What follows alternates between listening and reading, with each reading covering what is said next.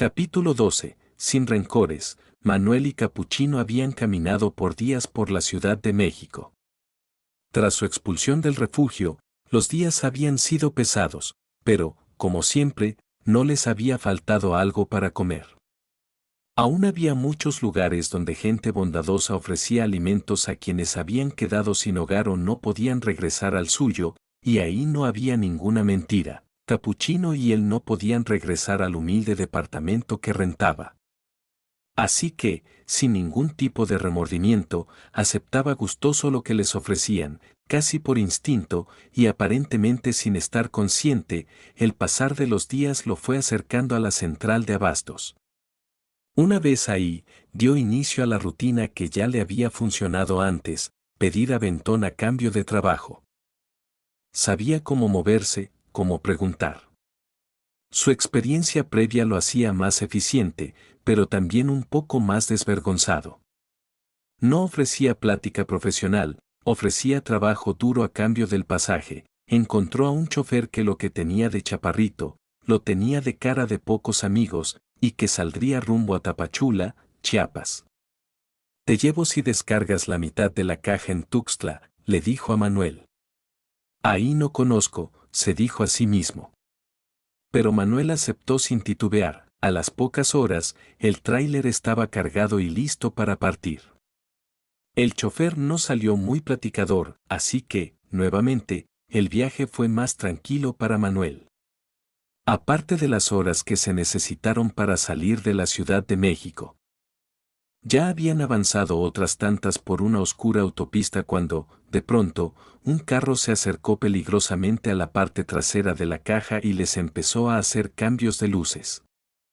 Sin previo aviso, una camioneta se les adelantó a toda velocidad y, una vez frente a ellos, disminuyó peligrosamente la marcha. Por las ventanas traseras, dos personas sacaron medio cuerpo y les apuntaron con armas largas. El chofer tuvo que detener abruptamente la marcha.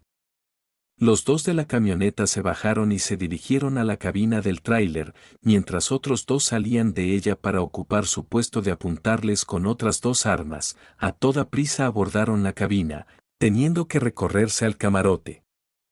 Abrazando a Capuchino, que no dejaba de ladrar. Tuvo que tomarle el hocico para no hacer aún más tensa la situación con sus gruñidos y ladridos. Los dos malhechores estaban encapuchados. Uno apuntó directo al pecho del chofer y el otro registró la cabina con una brutal eficiencia, buscando en cada lugar donde se podían guardar documentos. De la guantera sacó una carpeta, sabía muy bien lo que buscaba. Después de leer por unos segundos, le dijo a su compinche, «Trae zapatos». El otro presionó el botón del radio que colgaba de su pecho. «¿Zapatos? ¿Qué procede?» De inmediato le respondieron, «Túmbate el rollo, amonos». En ese momento dejó de apuntarle y se dispusieron a bajar. Antes de bajar por completo, el bandido que estaba en la puerta del copiloto se volteó hacia el chofer y le dijo, «Todo bien, no es nada personal». Sin rencores.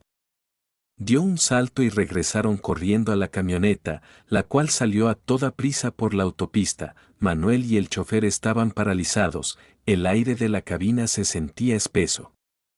Manuel sentía los latidos de su corazón en las sienes, la mano sudorosa agarrando el hocico de Capuchino. El chofer estaba empapado en sudor y sujetaba el volante fuertemente con sus dos manos.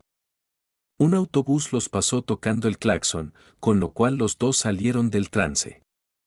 El trailero metió el cambio e iniciaron la marcha. Gracias a Dios que no pasó a mayores. Sin rencores, dijo el chofer. Manuel se quedó pensando por un momento, tratando de procesar lo que había pasado y a qué se refería el chofer con esa frase. ¿Sin rencores? ¿Por qué dijo eso? No lo sé, respondió el chofer. Es como una clave por si nos vuelven a parar, que no lo sé, chingado, dijo tajante el chofer, hay que marcar al número de emergencia. Hay que reportarlos, ahí van adelante, no tiene caso, dijo el chofer. Hay que continuar y agradecer que no pasó nada, Si bien en verdad se sentía agradecido de que no les pasó nada y pudieron continuar, en su mente daba vueltas eso de sin rencores. A pesar de que estuvieron a punto de despojarlos de todo o, quién sabe, hasta de matarlos, pero una vez que pasó, la idea era quedar sin rencores. Él, en cambio, había estado viviendo de rencores contra su familia, contra el sistema, contra muchas cosas de su anterior vida normal.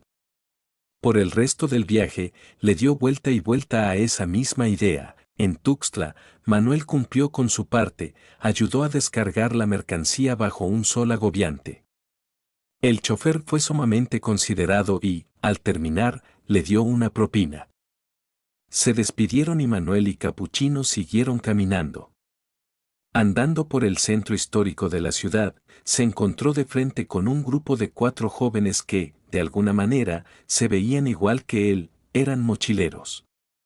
La mujer de ese pequeño grupo se abalanzó hacia Capuchino para hacerle caricias y hablarle con cariño. Se saludaron y se presentaron. Resultó ser un grupo de amigos que andaban en la aventura, eran músicos y traían consigo guitarra, tambor, pandero y una flauta. Sentados en un parque bajo un árbol, le platicaron que andaban de ciudad en ciudad, viajando, conociendo y haciendo dinero tocando sus instrumentos en lugares públicos para poder continuar su aventura. Le platicaron que venían de San Cristóbal de las Casas y le hablaron maravillas del lugar, del aura mágica que hay en el ambiente, que es un imán para los turistas y hay oportunidad de hacer un poco de dinero con cualquier actividad que vaya dirigida a atender a los paseantes. Pedorro el niño y le dan frijoles, dijo Manuel. Los otros mochileros se quedaron pasmados después de escuchar la frase. Que me gusta mucho conocer lugares, y ustedes me hablan de lo bonito que es allá. Voy a tener que ir. Todos soltaron una carcajada, festejando semejante ocurrencia. Le dieron santo y seña de cómo llegar, donde podía tomar una camioneta y los costos. Después de pasar un rato muy agradable con sus nuevos amigos, se despidieron e iniciaron su caminata, ahora con rumbo a ese mágico lugar, San Cristóbal de las Casas. A los pocos días, Manuel y Capuchino se encontraban caminando por las bonitas calles de San Cristóbal. Todo era mejor y más bonito de lo que sus amigos mochileros le habían platicado, los árboles por todos lados. Las casas pintadas de amarillo con rojo, el clima húmedo y fresco y un olor a humo de fogata por donde quiera. Entró a un mercado en la plaza principal, a un puesto grande donde ofrecían en venta, para los turistas, artesanías como máscaras, textiles, ámbar, pulseras, collares y otras curiosidades. Llamó su atención la persona que atendía, se trataba de un hombre mayor, alto y delgado, de ojos de color azul. Su piel, que alguna vez fue blanca, estaba curtida por el sol chiapaneco. Hablaba un excelente español, lleno de modismos locales, pero con un marcado acento. Para no variar, Capuchino fue su puente para entablar la charla, pues aquel hombre se sentó en cuclillas sin más que para hacerle cariños a la simpática perrita. Cuando se levantó de nuevo, extendió su mano a Manuel y se presentó. Hola, amigo. Soy Delber, pero todos me dicen Del, el gringo Del. ¿Cómo te va? Conociendo el sur, respondió Manuel. Le explicó que andaba en la aventura y que necesitaba trabajo para poder continuar su viaje. Eso, chingao, gritó Del. Este es el espíritu. ¿Quieres trabajar conmigo? ¿Qué? Digo, sí, si quiero, si necesito trabajar, respondió Manuel. Capuchino movía su cola emocionada, al parecer, entendía que algo bueno estaba pasando. Resultó que el gringo Dao tenía un alma aventurera. Durante mucho tiempo fue viajero de mochila, es decir, mochilero, y recorrió muchas partes del mundo, entre ellas Machu Picchu. Por ese motivo, sintió una conexión inmediata con Manuel y Capuchino. Hacía ya muchos años, al llegar a San Cristóbal de las Casas, se enamoró del lugar y de una lugareña, quedándose a vivir. Su esposa lo introdujo al negocio de la venta de artesanías. Fue tan buena la mancuerna, que lograron tener varios puestos repartidos por el pueblo y, en esos momentos, les hacía falta ayuda para atenderlos. Por tal motivo, Manuel cayó como del cielo, las semanas pasaron y Manuel se sentía de lo más feliz. El Gringo Dell era una persona sumamente agradable y bondadosa, tal vez por la afinidad con su alma viajera o por capuchino, pero se portó como un gran benefactor. Aparte de darle trabajo, le dio alojamiento en un cuartito que tenía en su casa. Ahí, Manuel y Capuchino podían dormir con tranquilidad y al calor de un tizón. Durante estos días en San Cristóbal, sus rencores parecían desdibujarse un poco. No olvidaba, pero la paz del lugar entraba en su pecho, desplazando todo lo malo. La bondad del Gringo Dell, el contacto con la naturaleza y los hippies que eran puro amor le hacían sentir y pensar solo cosas buenas. Sintió una esperanza de sanar cualquier herida emocional y poder vivir sin rencores. Por las noches, ya en casa del Gringo Dell, platicaban mientras disfrutaban de una taza de café chiapaneco recién molido.